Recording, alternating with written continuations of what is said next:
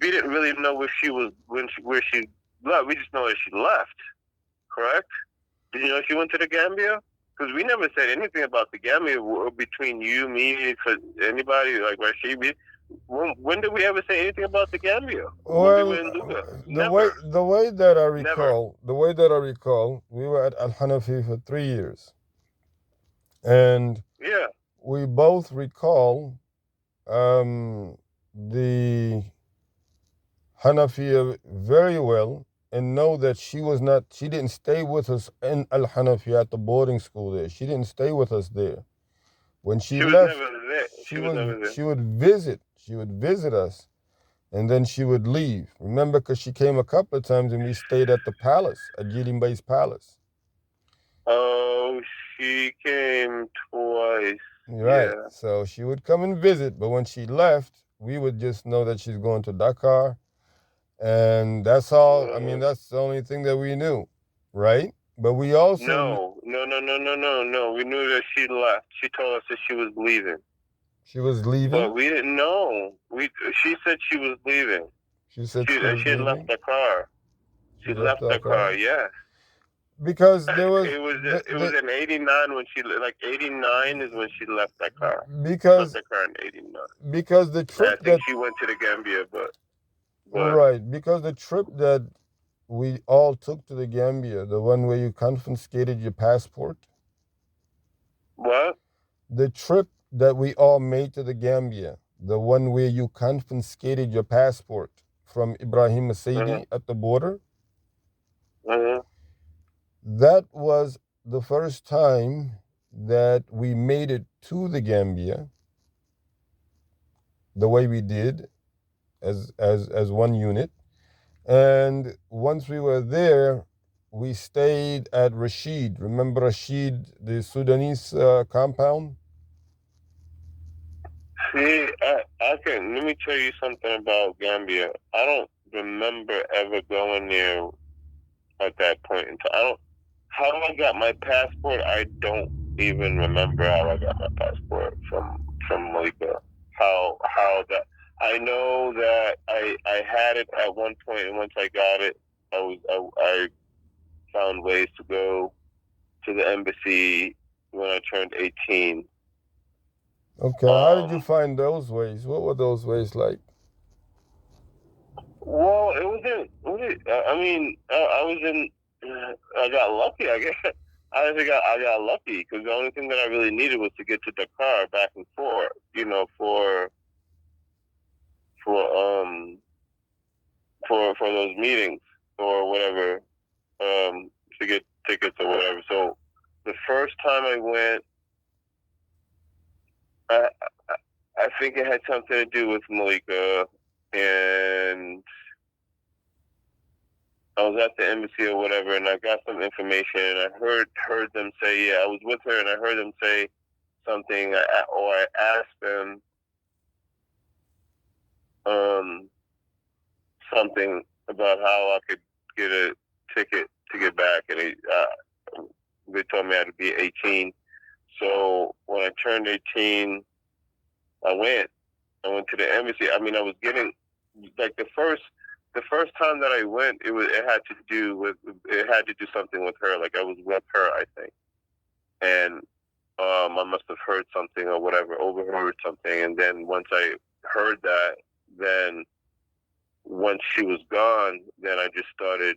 You know, I went, and I guess the only thing that I was missing was trying. How did I get from Luga to Dakar? Like, I mean, there was one professor there that was telling me, was asking me. I don't know if you remember this guy. I was keeping it really secretive. Like I didn't really tell anybody anything about it at all. Anyway, the guy was like, can you if I give you money, can you see about getting me a visa at the embassy? And I was like, yeah, sure, why not? I was like, yeah, okay, I'll try it. And then so he gave me money, and that's what it was. That's what it was. He gave me money, and then instead of asking him about asking about how to get a visa, I asked how to get home. That's what happened. And when I first got there, hello? I'm here. Yeah, so when the guy gave me the money the first time and I first got there, I was like, how can I get home? And then they were like, well, you have to wait until you're 18. And I think I hadn't turned 18 yet. So when I got back, I told the guy that they told me to come back in like 3 or 4 months or something like that. And it would cost like this amount of money, like 50. I don't know how much I said, but maybe I said 50 or 60,000 or something. I don't know, 50,000, 30,000. I think I told him 30,000 would cost 30,000. So he gave me a pass to go to Dakar, and he gave me 30,000 for the fee, and then I just left, took off. But yeah, that's what happened. I mean, it was like I said, I just got lucky. So basically, you were given a mission, quote unquote, vis-a-vis, you were to go and extract information on how this Senegalese professor could get a visa. Pretty much. Okay, let me make sure I get it all in order. And instead of you extracting the information as you were instructed, you extracted information for your personal repatriation to the United States. Exactly. That's how it happened. Okay. So we got to Senegal, Dakar in 1983, and you left in 1990. Do you remember what month it was? I left in June of 1990, yeah. Okay. I think that once you returned in 1990, you got information, you got wind of the fact that your family that you had left in Senegal, with the exception of, Fatima Mbake, meaning that your mother, Malika Mauna Muhammad, your younger brother Rashid, Rahimahullah, Fatah, and Isa were in the Gambia. How long did it take for you to find that out? It took me about a good year. Okay. Took me a good year to find out. Yeah, by the time when I found out you guys were in the Gambia, when I talked to Rashid, and yeah, by that time he was already working at the embassy. When I first made contact with you guys, so I don't even know how long that was, because if I got back in 90 and he was already working at the embassy, what year did he start working at the embassy? Well, he actually started working at the embassy somewhere in the year of 1993. 93? 93, yes. So damn, so that must have been, right? 93, that's when he started working there? That's when he started working there. So it like you said before, it took you a good 2 years. Depending on when you got back in 1990. We will have to go back in the recording for that. But the point of the matter is that it took you a while to know where your family was located at the time. Yeah, I didn't know where you guys were at. You guys didn't know where I was at. I think, and what you're saying also is that you didn't know we were there until you heard from Rashid. So is he the one that got in touch with you, or how did it happen? I don't think he. I don't know. I don't know. I would have to think about it, like I did with that situation of how I got to the embassy. But the only thing I remember is talking on the phone with him, like.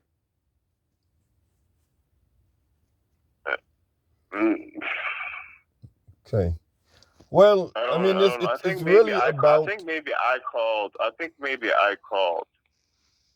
think I got a letter and I called or something like that. Yeah, I think maybe I got a letter. And this happened. This happened somewhere in 1992 or 93. We can leave it at that.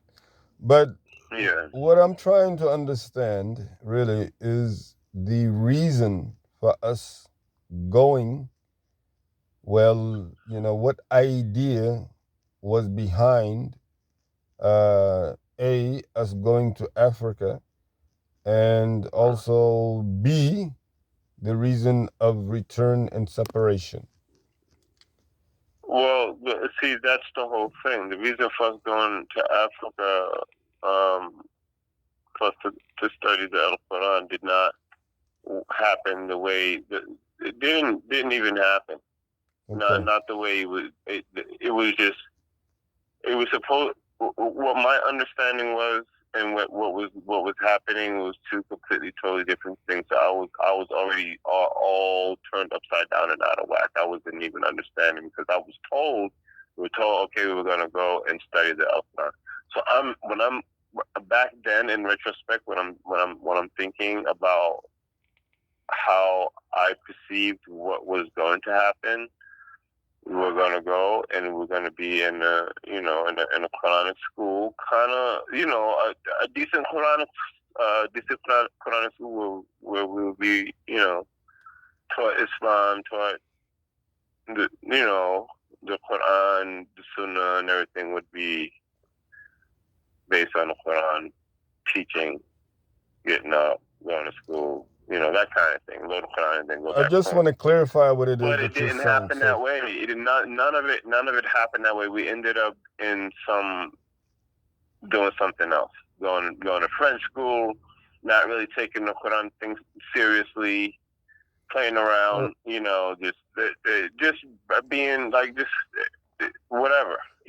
So and then me, I'm thinking, okay, well, since I'm not doing this and I'm not doing what Rashid and Fatah are doing, I'm just doing my own thing. I'm all lost in the house, just whatever. And my situation was going from here to here to here to jumping and going and go. I was like, no, I'm not doing this after. So I was like, I'm done. But I of course I couldn't communicate that to anyone else because it wasn't something that I could verbalize. It was just a feeling. It was an emotion. It was just like I was confused, and I just knew that I needed some type of clarity. And being here in Senegal wasn't going to provide that. Something was way off. Something was wrong. Like maybe it was a good initiative, but the execution was wrong or whatever, and it just wasn't fitting. When did that happen? Did that happen like if you got there in '83? Did it happen in '84? No, it happened right away. It happened right away. I was, because when we went to Tuba, I was good. I was fine. I was like, I was kind of like, I didn't have like any kind of anxiety or anything. I was like, when we got to Singham Lahad's house, I was okay. I was like, okay, so this is where it's going to be. It was calm, peaceful, whatever. And then we got to ECS. It was like, oh shit! Where's the calm and the peace? It's like back to. It was just like back to being in the United States. But you're mentioning Tuba. We had all the luxuries. We even more spoiled. We had it was just it wasn't what I imagined. So just for clarity, when we went to Dakar, we were received there, and we were stationed there, and then taken to Tuba at some point, right? Taken to Tuba. Okay, yeah. And then we spent some time at Singh Abdullah's house, right? And directly from Singh Abdullah's house, we came to AKF's house. Right. Okay. And so this is what you're talking about when you said you were good in Tuba, but then when you hit Dakar and it was time for schooling, we went to French school. Him and I went to French school, and you were just left around the house, around the AKF's compound, practically just doing whatever, Probably just existing, yeah. Okay. That wasn't. All right. Yeah. And that's again just for clarity. But ultimately, what would happen is that you would leave AKF's home somewhere along the lines of 1985 or 86? The reason we're saying 85 or 86 because by 88 we are all in Luga at Al Hanafiya. By 1988, yeah, well, I told we are all you, there. you know why I left. Yeah, I left the. But also, take Isa back. before we get to Luga, we need to stress there is a Kaulak, a Medina Bay period. And this is where you actually had, the fist fight with Kaaba at the time, who was the biggest, yes, he was the biggest bully in the whole Yellow House. And then you were the one. But we will get to that story. We still, again, want to understand. Once you left Isaias, you did make it back to Tuba. And as far as you're concerned, this is where you took French. Yeah, so I took French and Arabic. French and Arabic. Franco-Arabic school, yeah. Okay. That's where I initially started. That's when I first actually went to school in Dula. Okay. When was it clear to you that you would be leaving the Tuba setting and going to be heading towards Luga, for example, or Kaulak? No, that's not what happened. I was in Tuba for about a year and a half, and then that's when the guy came. I was at the compound and Maybach's house, and he came and he said, Karim, I want you back in CS. So I went back to CS. Okay, and then what happened after that? That's when Malika came and she had a fit, and then she took me from there. And where did she take you to? Well, that's when she came and got all of us. Okay. And what happened after that? In other words, where did we go beyond wherever she took us at that time? Well, when she came and got us, once all of us left there,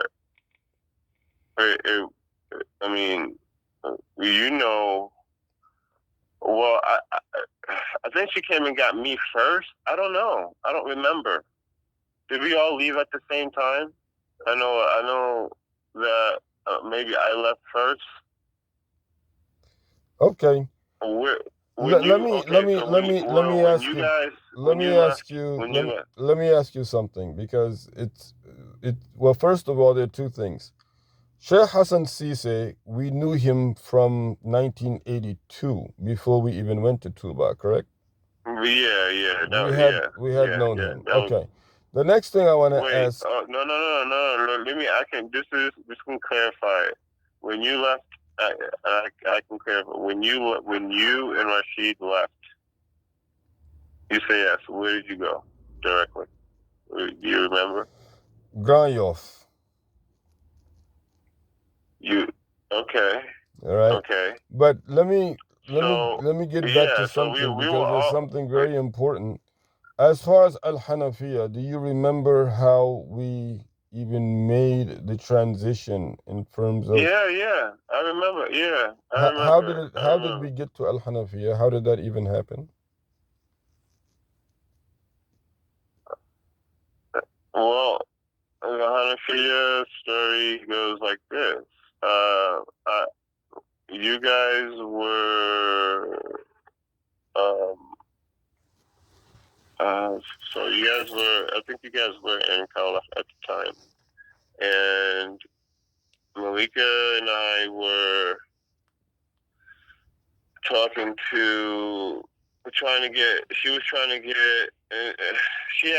had me go talk to, well, her and I go talk to, one day she was just talking about seeing the Minister of Education. I think his name was Ibadet Cham. Ibadet Cham was the Minister of Education back then. Okay. Yeah, so she was of like, Senegal. Went to the Minister of Education. Okay. Yeah, this was when I think we were in Grand Yoff at the time. Anyway, so I was going around with her, and we eventually she was found out, I don't know how she found out where he lives, but she asked where he lives, and we found out, and then she went knocked on his door, and he let us in, and then and he said she gave her she explained to her whole spiel, and then he said he said that he knows someone or someplace where we can go and be students, we can be there, be going to boarding school and learn the Quran and stuff like that. So that's how, and then he introduced us to Sayyid Rasul. Okay. So that's how the whole Hanafiya. But at that time, I think you guys were already on your way to Kala, because she was still working on that scenario, and okay.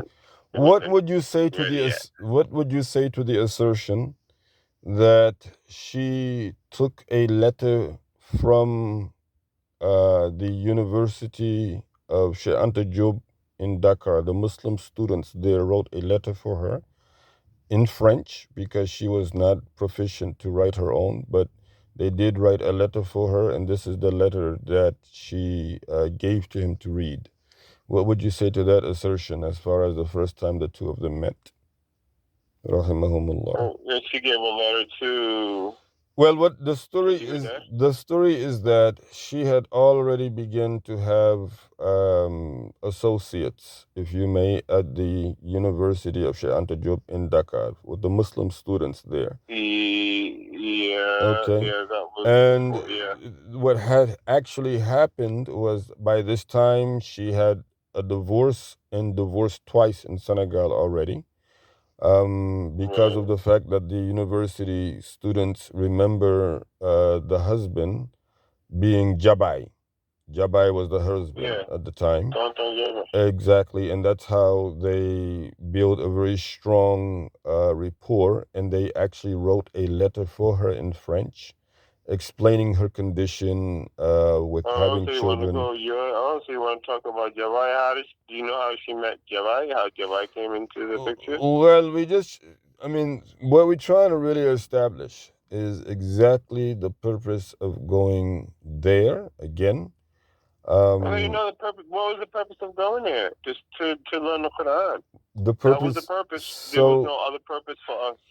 As far as there was no other purpose for us but to learn the Quran. To learn the Quran. Zero, nothing. Okay. It wasn't for us to go and make friends. Of course, of course, or none of that. No, of course, the probes maybe in the earlier stages of the Quranic Revolution Declaration did actually come out.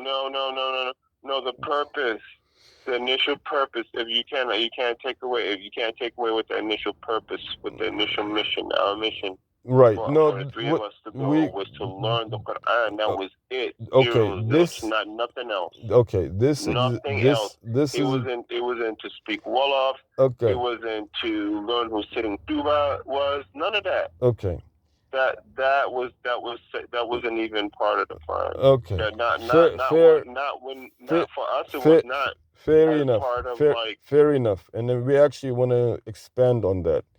But basically, what we are saying is that what you just said, as far as the only reason for us to have gone there was to learn the Quran, nothing else, this statement solidifies what had been made very clear back in 2021 when the probes were going on, the secret probe. So we want to move on from that, and just make it very, very elaborative that, of course, the other things that you were talking about, like, French, like sitting tuba, like Wolof, like the African culture, these were things that we were not there for specifically and particularly, although they still are part of the package, if you may. But because obviously we got sent to Tuba, we went to Kaulak, the Luga came into play, and this is where we are at saying is that she did manage to get a letter to him that was written out by the students of the Sheikh Anta Diop University in Dhaka, and this is how he read and understood, what it is. And I want to also say that after he read it, he said in French, I still do not understand what it is that she wants. And so Rashid rahimahullah translated and said, um, exactly just that. And then her response was at that time, and this is between her and Ibader Cham, and yours truly is the Issa's the year the Rashid says that to her, and then her response is she wants an Islamic education for her children there in Senegal.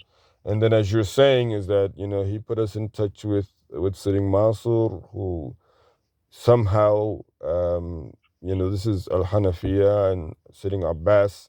So we get accepted into Al Hanafiya, and supposedly there's supposed to be a scholarship. There's supposed to be living quarters, but there is none of that actually at the end. Correct?